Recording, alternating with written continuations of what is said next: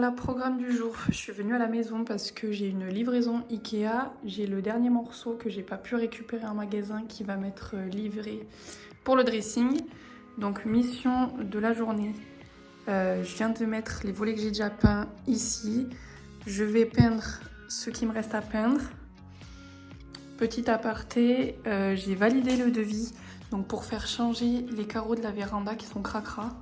Vous voyez, il y en a qui sont intacts. Ceux-là, bon, ils sont pas super propres, mais ceux de la porte vitrée, ces deux, ils sont dans un état horrible. Lui est bon, mais lui, donc du coup, on voit bien la différence là. Donc j'attends qu'on me donne une date pour qu'ils viennent les changer. Alors, je sais que certains m'ont demandé à voir les plans initiaux de la maison. Donc de base, quand j'entrais par la porte d'entrée, j'avais à droite la cuisine, ensuite sur ma gauche la salle à manger qui était fermée. Quand on ressortait, on avait accès au bureau, à la première chambre, deuxième chambre, WC, salle de bain. La première chose donc que j'ai faite, c'est que je suis venue casser le mur donc d'ici à ici. Et j'ai cassé les cloisons donc, qui séparaient la chambre du bureau. Quand on peut voir sur les vidéos, je suis venue remonter une cloison qui n'est pas encore totalement faite. Ici. Hop là. Pour donc avoir ma nouvelle cuisine qui sera en L. Avec mon îlot central qui sera ma table à manger d'approximativement 2 mètres de long pour 1 mètre de large. Ici, donc maintenant c'est fermé là. J'ai gardé cet espace pour créer un toilette qui sera accessible pour l'étage du bas. La partie restante, ça va être le dressing qui est attenant à la chambre parentale. Donc ici, on est venu faire une ouverture pour pouvoir accéder au dressing de la chambre. Ici, je suis venue casser. Et là, on va déplacer la porte ici. Comme ça, j'aurai vraiment tout cet espace qui sera dédié à ma suite parentale. Ensuite, on arrive sur donc l'ancienne cuisine qui a été démontée la semaine dernière, comme vous pouvez le voir, qui va devenir là mon bureau. Moi, ce que j'aimerais faire, donc, ça serait transformer cette ancienne cuisine en un bureau buanderie. C'est-à-dire que j'aimerais bien faire un grand placard coulissant où dedans je pourrais y mettre l'aspirateur, la serpillière, mais aussi un endroit penderie pour mettre tout ce qui est manteau, mettre un meuble à chaussures, mais aussi si j'ai la possibilité mettre un petit bureau quand même pour faire les papiers ou autre. Ensuite on arrive à l'étage supérieur. Donc comme on peut voir, on a accès à la 3e chambre, donc qui est déjà faite, et ensuite il y a tout un grenier qui n'avait pas encore été aménagé. Donc moi ce que j'ai décidé de faire, c'est de fermer à ce niveau-là, mettre un Velux ici, garder cette porte si c'est possible ou la déplacer pour qu'il y ait ici une 3e chambre. Vu que j'en ai cassé une en bas, maintenant il n'y en a plus qu'une en bas, 2 et 3. Je ferme là. Là, je ne sais pas encore si je ferme ici, que je remonte une cloison là, par là. Je ne sais pas encore, c'est l'interrogation. En plus, il me semble que cette porte, elle n'est pas là, mais plutôt ici. Donc c'est les plans, mais pas exacts. Donc je viendrai fermer là, fermer par là. Donc ici, il y aura ma seconde chambre qui a déjà une fenêtre. Donc là, pas besoin d'en rajouter une. Et ici sera mon espace dédié à ma salle de bain. Donc voilà pour le projet de l'étage. Là, je suis à l'étage. Ce que je vais faire, c'est reprendre toutes les mesures de l'étage pour enfin finir mon plan en haut pour savoir où est-ce que je mets la salle de bain, où est-ce que je mets les chambres, le couloir. Bon, les chambres, c'est déjà défini, mais Du coup là j'ai commencé à enlever parce que c'est ici que je vais mettre le Velux. Là c'est le centre, au milieu, clac. Et du coup il va faire tout ça. Il est relativement grand, il fait 114 par 118. Donc ben là, je voulais le poser rapidement. Le problème c'est que il y a beaucoup de pluie qui est annoncée. Donc on va voir comment ça se passe. Mais là, j'ai pris mon petit laser, mon petit calepin. Je vais refaire toutes les mesures. Et voilà, ça sera déjà une très bonne chose de faite.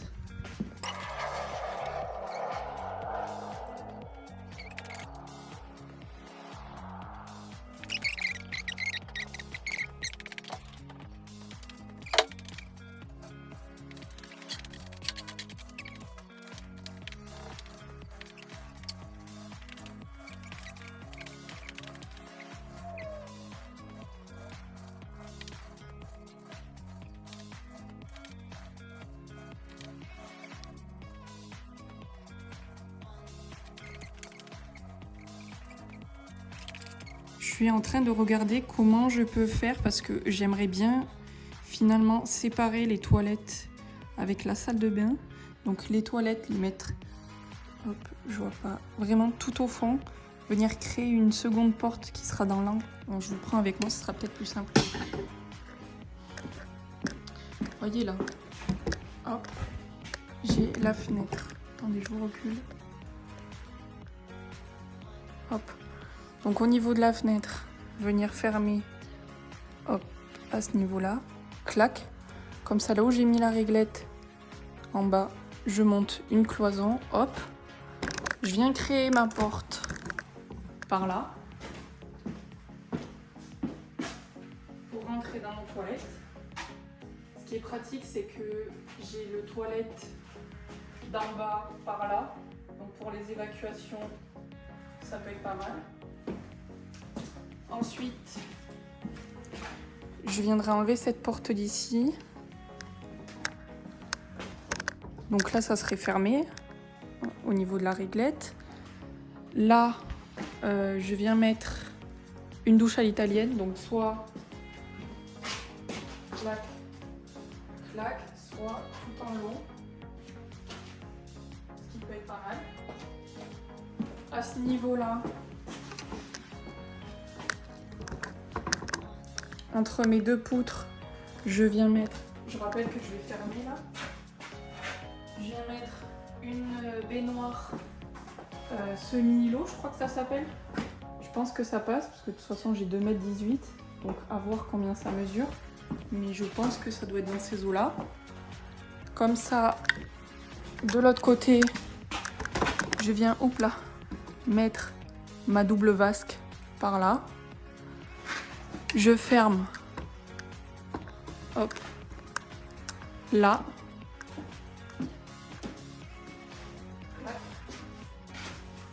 Et je viens créer ma porte par là. À peu près au moins 80 à 90 cm de large.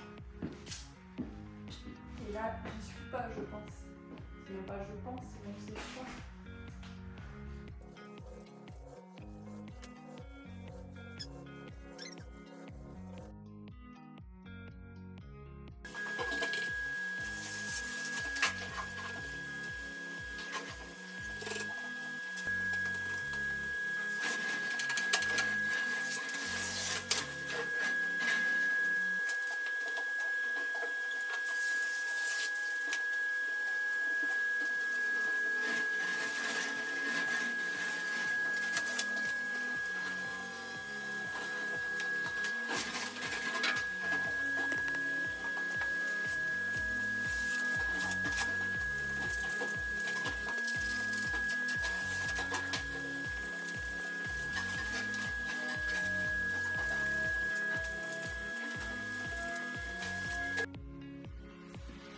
Ça y est, j'ai fait l'entretien de la cheminée. Donc c'est pas un ramonage qu'on m'a fait, c'est un débistrage. Apparemment c'est plus intensif qu'un ramonage. Donc voilà, si cet hiver j'ai besoin de chauffer un petit peu la pièce principale, je pourrais utiliser ma petite cheminée. Donc il faudra peut-être que que je regarde au niveau des sorties, mais déjà une bonne chose de faite.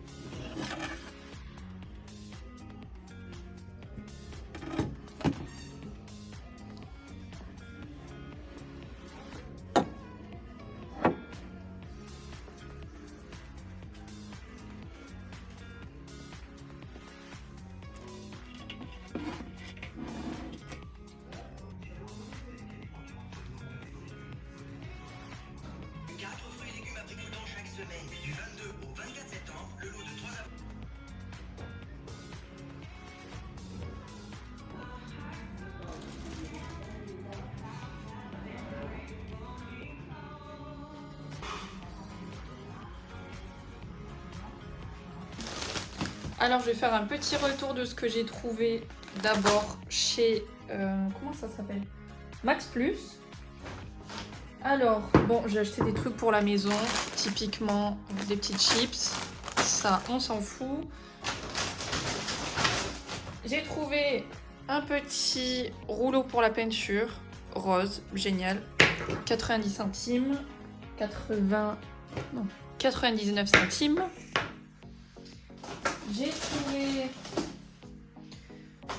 2 pots de peinture. Alors, je sais pas encore ce que je vais en faire, mais ils étaient à 4 € et... Désolée, petit souci de cadrage. J'ai mon trépied qui s'est fait la malle. Alors, j'ai trouvé, du coup, je disais, ces pots de peinture. Ils étaient à 4 € et quelques, je crois. J'ai regardé sur Internet, le pot de 500 ml, il est à 19 € normalement. Donc si jamais je trouve un petit meuble à peindre ou je ne sais quoi, voilà, je me suis dit, j'ai pris émeraude et gazelle. C'est comme un espèce de top. J'ai pris aussi un pinceau comme ça, coudé, pour pouvoir m'aider à repeindre mes radiateurs. Et j'ai trouvé ça aussi, c'était à 3 €. Et je me suis dit que j'allais bomber tout l'oiseau, tout le perroquet en doré. Ça pouvait faire une décoration sympa. Chez Croc, j'ai trouvé ce cadre que je trouve magnifique. Alors oui, je l'ai payé 15 €. Honnêtement, je sais pas, peut-être que j'aurais pu le trouver moins cher sur Internet. J'en sais rien, j'ai essayé de regarder là tout à l'heure, mais je trouve pas de choses similaires. Et j'adore cet effet un peu holographique, je le trouve magnifique. Alors pour 15 €, je me suis dit, let's go, toi tu vas venir à la maison. Seconde petite pépite, ce miroir que je trouve juste canonissime. Hop là. Donc il est très très lourd. Je pense qu'il est en bois. Il me semble que oui. Oui, il est en... Ah ouais, si, il est en bois. Je le trouve juste canon. Je vous montre de plus près. Donc tout à l'heure, je suis allée chercher... Je suis allée acheter de la peinture dorée dans un petit flacon pour pouvoir repasser. Je sais pas encore si je vais refaire la totalité ou si juste je vais en mettre sur les endroits où ça a été un peu abîmé. Bon, il mérite un bon petit coup de nettoyage aussi, mais je le trouve canon. Et lui, je l'ai payé 29 €. Donc pour les deux, j'en ai eu pour 44 €. J'adore. Donc voilà ce que j'ai pris. Finalement, oui, je vais pas le recouvrir parce que bien sûr, ça serait trop dommage. Mais il y a des endroits où c'est un peu verdi. Je sais pas si ça se dit. Et où c'est devenu un peu vert. Du coup, je repasse doucement avec le pinceau. Ça vient recouvrir. Mais je laisse quand même... là par exemple, le bois avait sauté. Je viens juste apporter des petites touches. Par-ci, par-là. Là c'est vert, je sais pas si ça se voit. Hop, je viens juste repasser gentiment avec mon pinceau.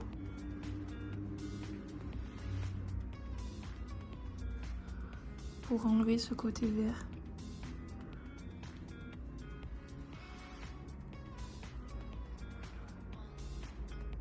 Sans tout recouvrir parce que j'ai quand même envie de garder voilà, les traces du temps qu'il a vécu, ce petit miroir.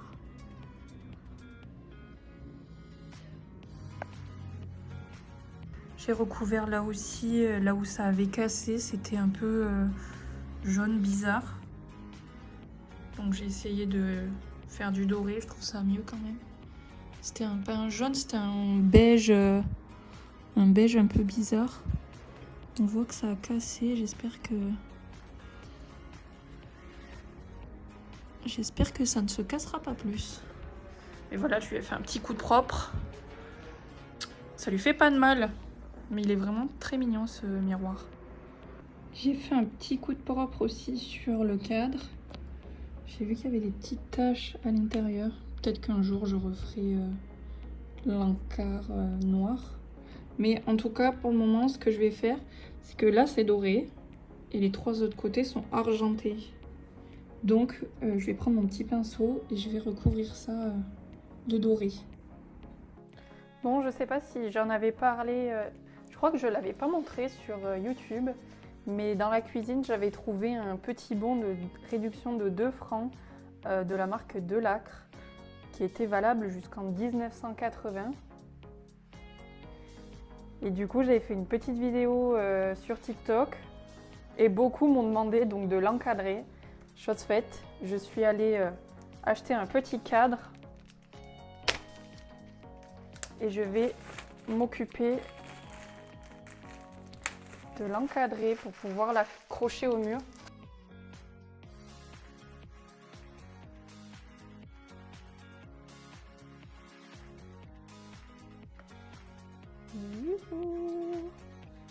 J'adore. Je trouve ça trop mignon. Voilà.